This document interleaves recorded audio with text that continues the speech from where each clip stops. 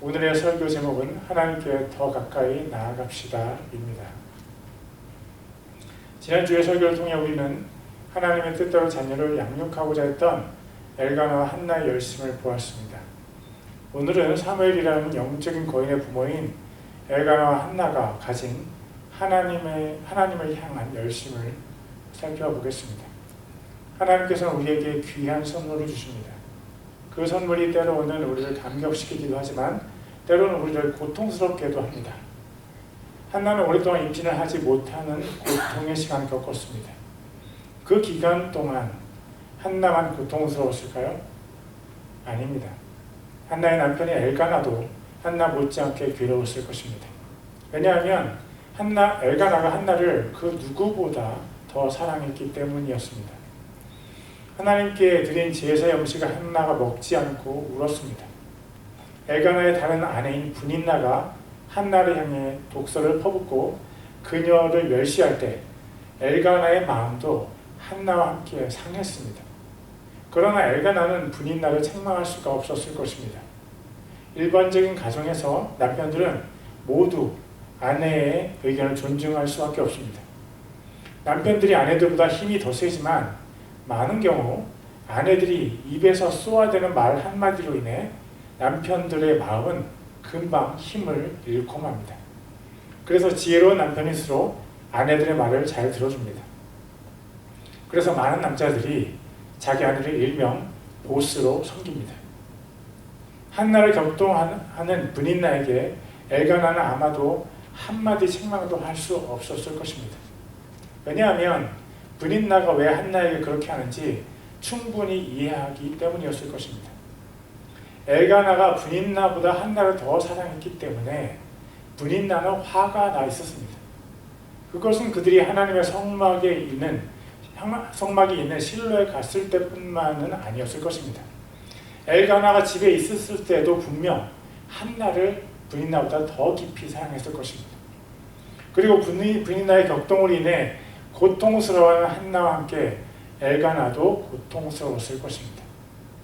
실로에서 음식을 먹지 못하고 고통스러워하며 울고 있는 한나에게 그가 한 말을 들어보세요. 사무엘상 1장 8절입니다. 이에 그녀의 남편 엘가나가 그녀에게 이르되 한나여 어찌하여 우느냐 어찌하여 먹지 아니하느냐 어찌하여 당신의 마음이 괴로우냐 내가 당신에게 10명의 아들보다 낫지 아니하냐 하니라. 엘가나는 엄청나게 괴로웠습니다. 한나에게 없는 아들을 그녀에게 만들어줄 수 없는 자신의 능력 부족이 원망스러웠을 것도 같습니다. 그러나 한나는 절대 남편 엘가나를 원망하지 않았습니다. 그녀가 향한 것은 오직 하나님이었습니다. 그녀는 자신을 위로하려고 애쓰는 남편을 떠나 자신의 문제를 해결하실 수 있는 하나님께로 나아갔습니다. 그리고 하나님께 이런 간절한 기도를 드렸습니다. 사무엘상 1장 10절과 11절입니다. 한나가 혼이 괴로운 가운데 주께 기도하고 심히 통곡하며 서원하여 이르되 오 만군의 주여 만일 주께서 참으로 주의 여종의 고통을 돌아보시고 나를 기억하시며 주의 여종을 잊지 아니하사 주의 여종에게 사내 아이를 주시면 내가 그의 평생토록 그를 죽게 드리고 삭도를 그의 머리에 대지 아니하겠나이다 하니라. 그녀가 무엇을 하나님께 약속했는지 아십니까? 하나님께서 그녀에게 아들을 주시면 그 아들을 하나님의 사역자로 바치겠다는 약속을 했습니다. 이렇게 하나님께 약속을 하는 기도를 가리켜서 서원 기도라고 합니다. 당신은 언제 하나님께 서원 기도를 했습니까? 생각보다 많은 사람들이 하나님께 서원 기도를 합니다. 그리고 정말 많은 사람들이 기도의 응답을 받았음에도 불구하고 하나님께 그 서원을 갚지 않습니다. 당신은 하나님께 서원을 갚았습니까? 서원은 하나님께서 기도를 응답하셨을 때 기도한 사람이 하나님께 갚아야 하는 약속입니다. 여러분 서원 기도를 너무 가볍게 여기지 마시기를 바랍니다. 만약 우리가 어떤 사람의 물건을 대가로 우리의 어떤 것을 제공하겠다는 약속을 했다고 가정해 봅시다. 마트에서 어떤 물건을 사는 것도 그중 하나입니다. 당신의 물건을 내게 주면 내가 그 대가로 돈을 내겠습니다. 마트에서 세탁기를 가져간 사람이 돈을 내지 않으면 그 사람은 도둑입니다. 그 사람은 경찰에 끌려가거나 감옥에 갈 수도 있습니다. 그런데 우리는 때로 보이는 사람에게 한 약속은 잘 지키면서도 보이지 않는 하나님께 한 약속은 잘 지키지 않습니다. 우리 눈에 보이는 누군가가 우리에게 하는 보복은 두려워하면서도 하나님께서 우리에게 하실 요구에는 둔감합니다. 이것은 전혀 지혜로운 사람의 행동이 아닙니다. 만약 하나님께서 살아계시지 않는다면 우리는 서원을 갚을 의무가 조금도 없을 것입니다. 그러나 하나님께서 살아계시다면 서원을 갚지 않는 우리의 결정은 참으로 어리석은 행동임에 틀림이 없습니다. 사랑하는 하나님의 성도 여러분, 여러분의 서원을 하나님께 꼭 갚으세요.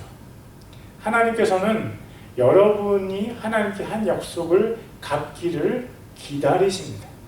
왜냐하면 하나님께서는 약속을 지키시는 분이시기 때문입니다.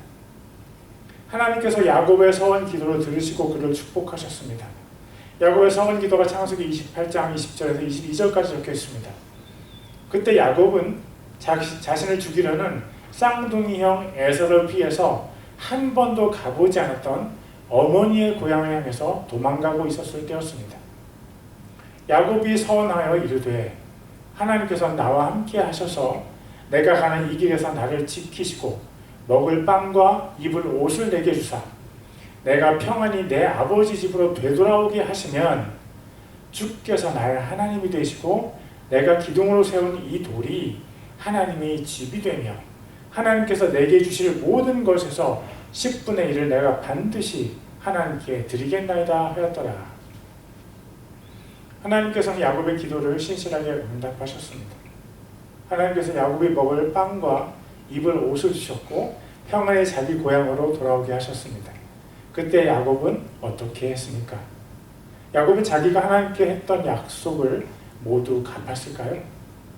야곱이 하나님께 약속했던 것은 모두 세 가지입니다. 첫째, 야곱이 하나님을 자신의 하나님으로 섬기겠다는 것입니다. 둘째, 야곱이 기둥으로 세운 그 돌이 하나님의 집이 되는 것입니다. 마지막 셋째는 하나님께서 야곱에게 주실 모든 것의 11조를 하나님께 드리겠다는 것입니다. 야곱은 신실하게 이 모든 약속을 하나님께 갚았습니다. 첫째, 야곱은 하나님을 자신의 하나님으로 신실하게 섬겼습니다. 그가 삼촌 라반의 집에 있을 때나 고향으로 돌아왔을 때나 야곱은 하나님을 섬겼습니다. 둘째, 야곱이 세운 돌기둥이 하나님의 집이 되는 것도 야곱은 정확하게 지켰습니다. 하나님께서 야곱에게 나타나셨습니다. 그리고 야곱이 서원 기도를 했던 그 장소로 가서 제단을 쌓으라고 말씀하셨습니다. 그러자 야곱은 그 말씀에 정확하게 순종했습니다. 창세기 35장 3절을 먼저 읽겠습니다. 우리가 일어나 베델로 올라가자. 나의 고난의 날에 내게 응답하시고 내가 가는 길에서 나와 함께 하신 하나님께 내가 거기서 제단을 쌓으려 하노라 하매. 그리고 그는 그의 말대로 베델에서 하나님께 제단을 쌓았습니다. 창세기 35장 7절입니다. 그가 거기서 제단을 세우고 그곳을 엘 베델이라 불렀으니 이는 그가 자기 형의 얼굴을 피하여 도망할 때에 하나님께서 거기서 그에게 나타나셨기 때문이더라. 만약 긴 세월이 지난 후에도 야곱이 베개로 삼았던 그 돌이 그 장소에 그대로 남아 있었다면 그 돌은 분명히 하나님의 제단의 재료가 되었을 것입니다. 그리고 야곱의 세 번째 약속은 소득의 11조를 하나님께 드리겠다는 것이었습니다. 그러나 성경에서 우리는 야곱이 실제로 11조를 하나님께 드렸다는 근거를 찾을 수가 없습니다. 야곱이 실제로 11조를 하나님께 드렸을까요? 저는 그렇다고 생각합니다.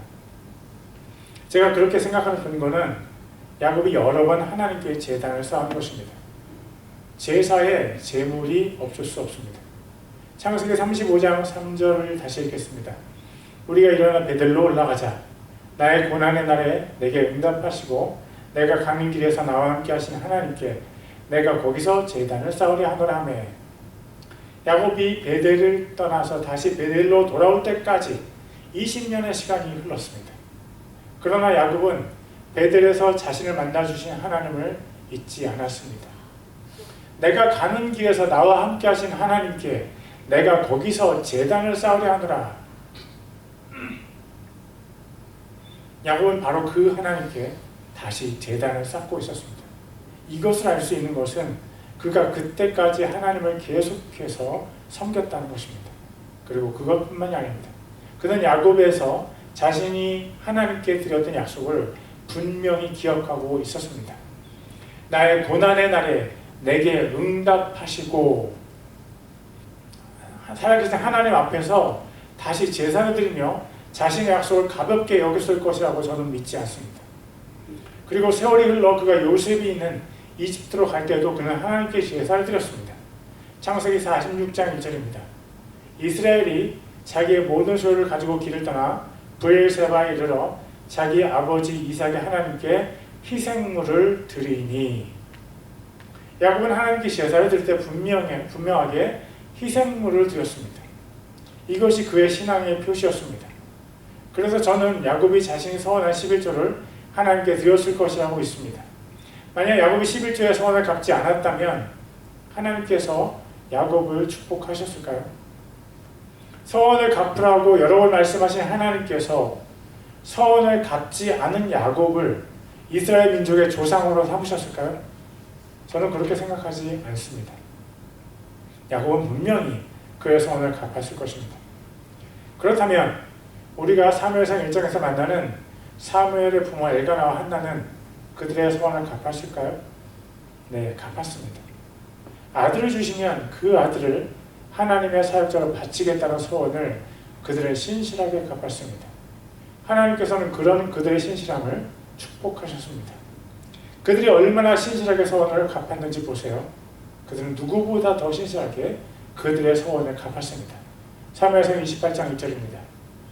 그러므로 나도 그를 주께 빌려드리되 그가 살아있는 동안 그를 주께 빌려드리리이다 하니라. 그가 거기서 주께 경배하니라. 사무엘상 2장에 보면 하나님께서 엘가나와 한나에게 5명의 자녀를 더 주셨다는 사실을 우리는 알게 됩니다. 그러나 그것은 그들이 사무엘을 하나님께 바친 이후의 일이었습니다. 그러므로 사무엘을 하나님께 바치기 전까지의 시간 동안 한나는 오직 사무엘만 있었습니다. 그녀는 자신의 온 인생의 의미를 지닌 사무엘을 하나님께 드렸습니다. 자신의 온 존재를 하나님께 드리는 것입니다. 그러나 그것뿐만이 아닙니다. 그녀는 서원 헌물을 하나님께 드렸습니다. 사무엘상 1장 24절입니다. 그의 젖을 뗀 뒤 그녀가 그를 데리고 올라갈 때 수소 3마리와 밀가루 1에바와 포도즙 1부대를 가지고 실로에 있던 주의 집으로 그를 데려갔는데 아이가 어리더라. 한나는 자신의 기도를 들어주신 하나님께 서원을 갚으면서 수소를 서원 헌물로 드렸습니다.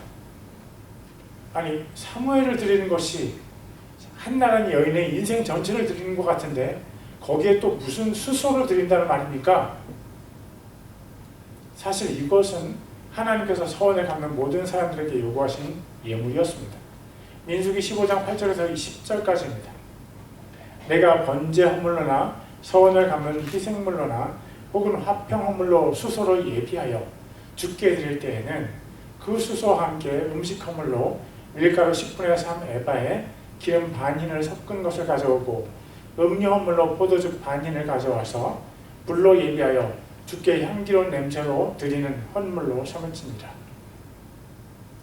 하나님께서 어떻게 그러실 수가 있어요? 한나의 외아들을 빼앗으신 것에 더해서 수소도 요구하셨다는 것인가요? 이런 하나님의 욕심쟁이 아닌가요? 너무하신 것 같아요. 여러분에게 오늘 분명히 말할 것이 있습니다. 하나님께서는 여러분의 헌신에 감사하지 않으십니다. 사실 하나님께서는 여러분의 헌신과 헌금과 그 모든 것이 필요하지 않으십니다. 고린도전서 13장 3절입니다. 내가 모든 재산을 바쳐 가난한 자들을 먹이고 또 내 몸을 불사르게 내줄지라도 사랑이 없으면 그것이 내게 아무 유익을 주지 못하느니라. 여러분의 모든 재산, 여러분이 불같은 열정으로 하나님께 드리는 헌신도 하나님께는 큰 선물이 되지 못할 수가 있습니다. 하늘과 땅을 창조하시고 궁창과 지옥과 천국을 창조하신 하나님께 무슨 부족함이 있을 수 있습니까? 부족함이 없으신 하나님께 무엇을 드리면 그것이 하나님의 기쁨이 될 수 있습니까? 사랑하는 하나님의 사람들이요, 11조도 성도들을 위한 음식도 땀 흘려 청소하는 것도 하나님께 선물이 될 수 없습니다. 여러분 착각하지 마세요. 우리는 하나님께 선물을 드릴 수 없습니다. 오히려 모든 선물은 하나님께서 우리에게 주십니다.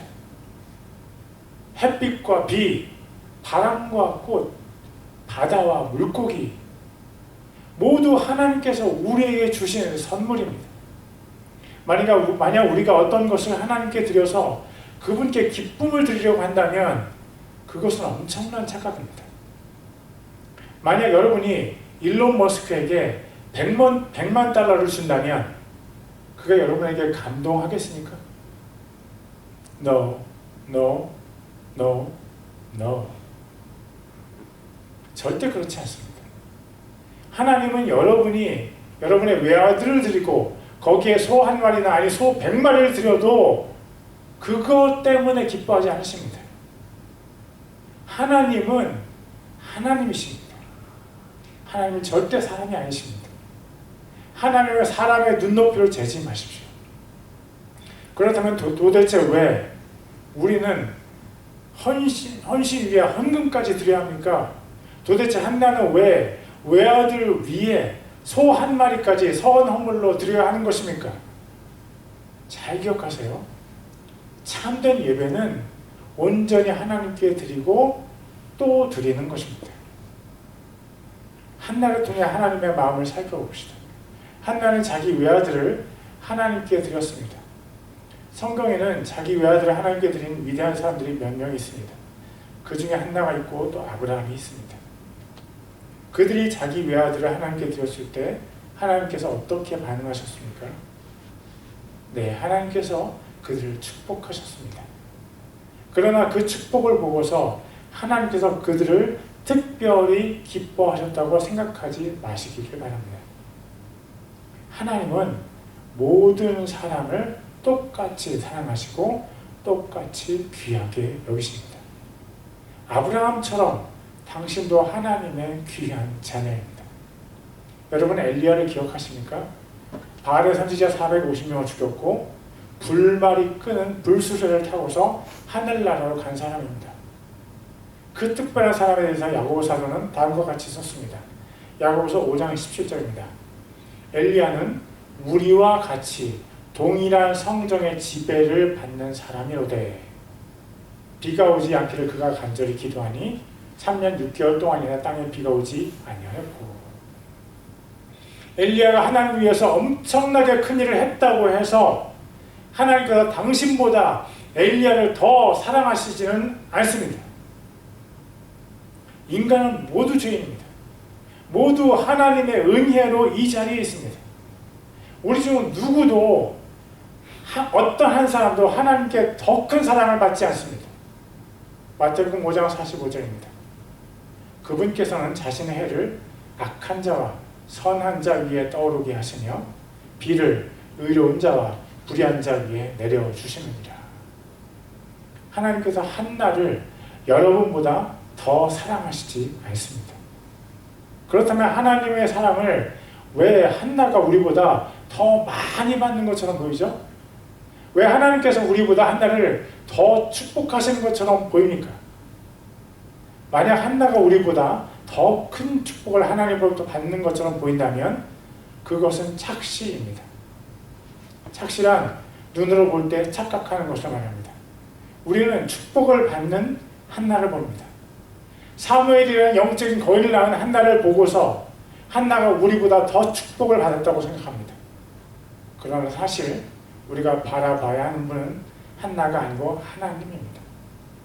우리는 한나를 통해서 하나님을 바라볼 수 있어야 합니다. 우리가 한나가 아닌 하나님을 볼 수 있을 때 우리는 진실을 볼 수 있게 됩니다. 무엇이 진실입니까? 오직 하나님께서만 진리이십니다. 다시 한나를 바라봅시다. 한나는 어떻게 사무엘을 하나님께 드릴 수 있었습니까? 사무엘을 드린 한나는 어떤 비밀을 숨기고 있었기에 사무엘뿐만 아니라 소도 기쁘게 드릴 수 있었습니까?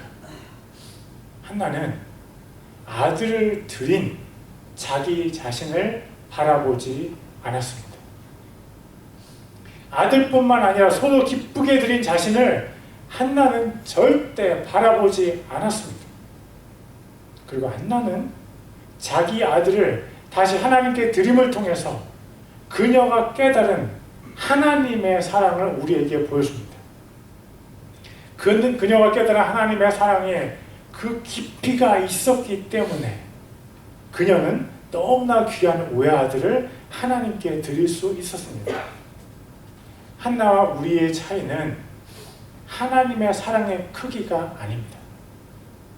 우리가 받는 하나님의 사랑보다 한나가 받은 하나님의 사랑이 더 크지 않습니다. 한나와 우리의 차이는 하나님을 향한 우리의 사랑의 크기입니다. 하나님을 향한 우리의 사랑보다 하나님을 향한 한나의 사랑이 더 큽니다. 그래서 그녀는 하나님처럼 자기 외아들을 제물로 하나님께 드렸습니다. 왜 한나가 사무엘과 함께 소도 예물로 드릴 수 있었습니까? 하나님께서 한나를 우리보다 더 사랑하셔서 그런 것이 아닙니다. 그녀가 우리보다 하나님을 더 많이 사랑해서 그런 것입니다. 하나님을 향한 사랑은 하나님을 조금만 사랑하는 사랑은 우리 마음의 씀씀이를 결정합니다. 다시 얘기합니다. 하나님을 향한 사랑은 우리 마음의 씀씀이를 결정합니다. 하나님께 인색한 사람은 하나님을 조금만 사랑하는 사람일 수 있습니다. 하나님께 넉넉하게 베푸는 사람은 하나님을 그만큼 더 많이 사랑하는 사람일 수 있습니다.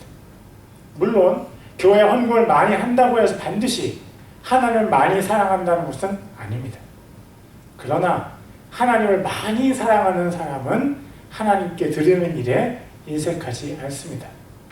요한일서 3장 1절입니다. 보라, 아버지께서 어떤 사랑을 우리에게 베푸사 우리가 하나님의 아들들이라 불리게 하셨는가. 그런즉 세상이 우리를 알지 못함은 세상이 그분을 알지 못하였기 때문이라. 세상이 주 예수님을 알 때 비로소 영적인 세계로 깊이 들어올 수 있습니다. 세상이 주 예수님을 통한 하나님의 사랑을 깨달을 때 비로소 마음이 넉넉해질 수 있습니다. 세상이 하나님을 안다는 것은 아버지 하나님의 사랑을 그만큼 깊이 경험적으로 알았다는 것입니다. 한나가 하나님께 드리고 또 드려도 감사할 수 있는 비결은 그녀가 하나님을 그만큼 많이 사랑한다는 것입니다. 한나는 그 사랑을 누구에게서 배웠습니까? 누가 한나로 하여금 그 큰 하나님을 향한 사랑을 가지게 했습니까? 그분은 바로 하나님이십니다. 에베소서 3장 17절에서 19절입니다. 믿음을 통해 그리스도께서 너희 마음속에 거하게 하시고 또 너희가 사랑 안에서 뿌리를 내리고 털을 잡아 능히 모든 성도와 함께 너비와 길이와 깊이와 높이와 어떠함을 깨닫고 지식을 뛰어넘는 그리스도의 사랑을 알아 하나님의 모든 충만하심으로 충만하게 되기를 구하노라. 누가 했습니까? 누가 우리를 하나님의 사랑 안에서 뿌리를 내리게 하실 수 있습니까?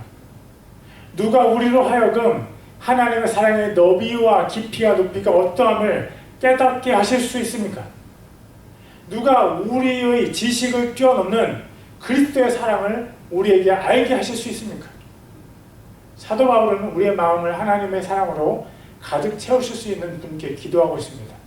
에베소서 3장 15절입니다. 곧 하늘과 땅에 있는 온 가족에게 이름을 주신 분께 무릎을 꿇고 비노니. 하나님께서 하늘과 땅에 있는 모든 존재에게 이름을 주신 하나님께서 우리의 마음을 하나님의 사랑으로 가득 채우실 수 있습니다. 그렇다면 한나는 어떻게 그렇게 큰 하나님을 향한 사랑을 가지게 되었습니까? 한나와 우리의 차이는 딱 한 가지입니다. 한나는 인생의 큰 고난 속에서 하나님께 달려갔습니다. 우리는 고난이 닥칠 때 하나님이 아닌 다른 것으로 우리의 마음의 위안을 삼습니다. 그것이 스포츠인 사람도 있고 맛있는 음식, 특별한 구매 또는 좋은 사람을 만나는 것일 수도 있습니다.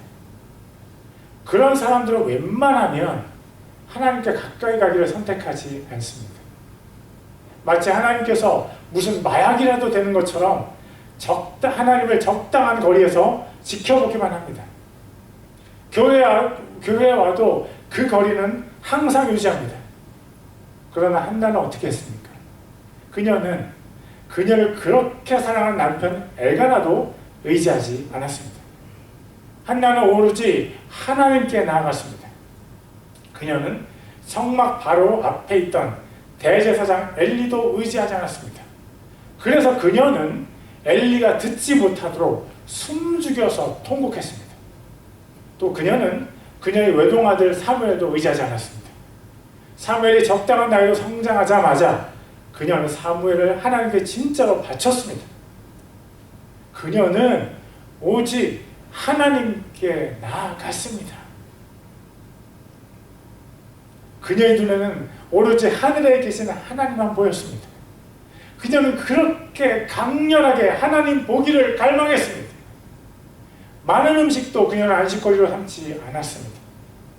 그녀가 하나님을 더 깊이 만날 때까지 그녀는 음식을 거부했습니다. 이 모든 것을 한마디로 말하면 이렇게 할 수 있을까요? 한나는 우리보다 하나님을 더 많이 사랑했습니다. 그런가 하면 야곱은 어땠습니까? 우리는 야곱이 라헬을 사랑해서 레아를 멸시한 사실을 알고 있습니다. 그러나 우리가 잘 알아채지 못하는 것은 그가 하나님을 얼마나 깊이 사랑했는가입니다. 야곱은 아버지 이삭을 통해서 주시는 하나님의 축복을 갈망했습니다. 야곱의 형 에서가 하나님의 축복을 가볍게 여길 때였습니다. 에서는 하나님의 명령을 거부하고 이방 족속의 여인들을 아내로 맞아들였습니다. 그만큼 그는 하나님께서 주시는 축복에 관심이 없고 자기 눈에 좋아 보이는 이방 여인들과 혼인관계를 맺었습니다. 그러나 야곱은 이방 여인과 어떤 관계도 맺지 않고 하나님의 축복에 더 가까이 가고 싶어 했습니다. 그리고 그는 바단 아람으로 갈 때도 또 고향으로 돌아올 때까지도 하나님을 섬겼습니다. 그리고 그가 늙어서 이집트로 갈 때도 마찬가지였습니다. 야곱은 하나님만 바라봤습니다. 또 엘리야는 어떻습니까? 그가 모든 바알의 대언자들을 죽였을 때 이세벨이 엘리야를 죽이겠다고 했습니다. 그때 두려움에 낙심한 엘리야가 하나님께 이렇게 기도합니다. 열왕기상 19장 10절입니다. 그가 이르되 내가 주 만군의 하나님을 위하여 심히 질투하였나이다. 이는 이스라엘 자손이 주의 언약을 버리고 주의 제단들을 헐며 칼로 주의 대언자들을 죽였기 때문이오며 나만 곧 나만 남았건을 그들이 내 생명을 찾아 제거하려 하나이다 하니 엘리야는 온 이스라엘에서 자신이 홀로 하나님을 섬긴다고 느낄 때까지 하나님께 순종했습니다. 그가 얼마나 하나님을 사랑했는지 여러분 상상할 수 있습니까? 그는 오직 하나님께만 묻고 하나님께만 순종하고 하나님께로만 피했습니다. 여러분 어디로 피하십니까?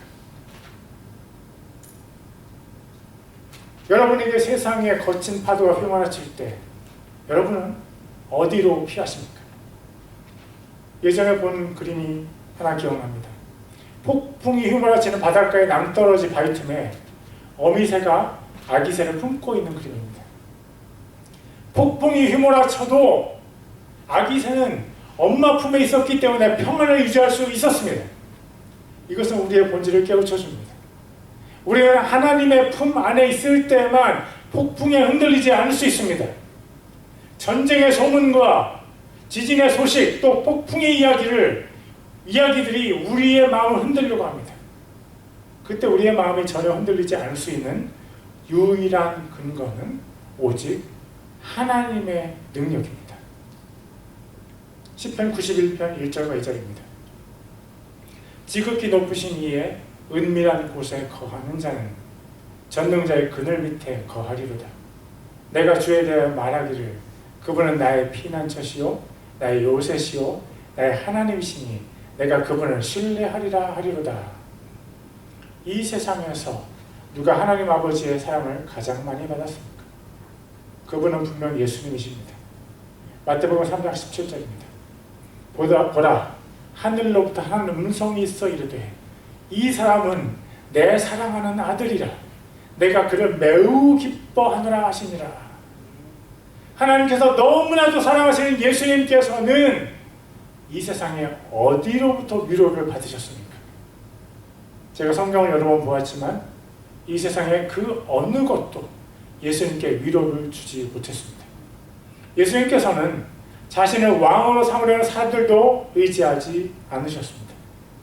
자신을 배반할 제자들도 예수님께서는 전혀 의지할 수 없으셨습니다.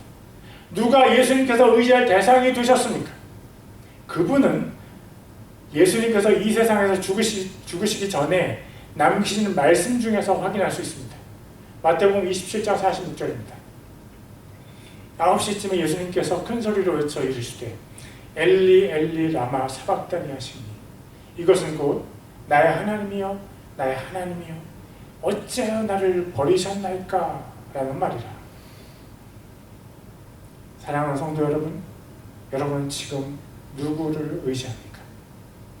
여러분은 지금 누구를 가장 사랑합니까? 여러분은 이 세상에 어디에서 참된 위로와 안식을 얻습니까? 누가 또는 무엇이 당신의 마음을 가장 강력하게 끌어당기고 있습니까?